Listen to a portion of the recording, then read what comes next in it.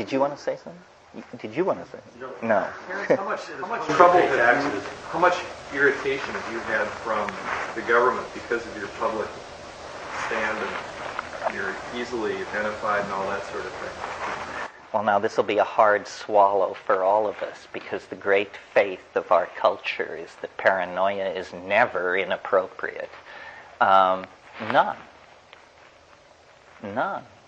Ever. I don't know what that means. I'm paranoid enough to assume it must mean I work for them. How else could that be possible? The other possibility is that they are even stupider than we suppose.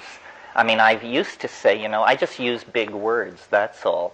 They don't clock that. It never appears on their screen. Another possibility, which is equally humbling to all of us, is that this isn't worth bothering with.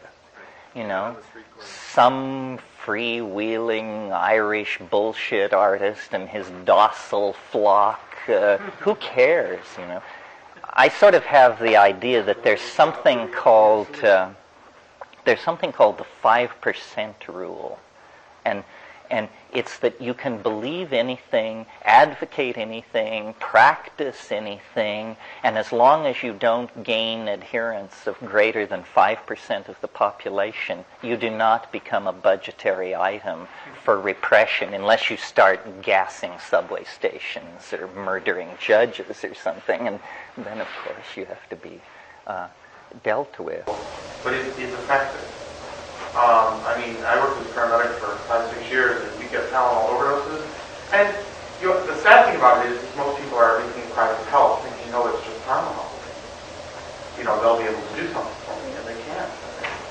It's scary stuff. Lots of Prozac admissions. That's interesting. Well, Prozac is a very peculiar drug in the sense that it never seems to work the same way twice. I'm not sure. I think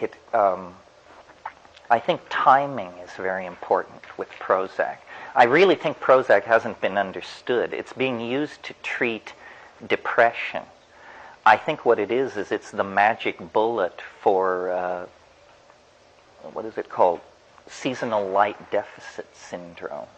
I just think we are not supposed to be living this far north, and that every year we go through a culturally managed depression called winter or holidays. And people say, why do I feel like shit? And there are a million reasons, but the real reason is because you're not in the tropics, dude. And I took Prozac in the past, and the feeling when everything was stripped away, I said, what is this feeling that this drug gives me? It's the feeling that it's summertime. Your body tells you that it's the good old summertime. And, your body likes being told that. I think it's terrible. I live in Hawaii, and so I'm very aware every September the media, of course, has a totally mainland cast.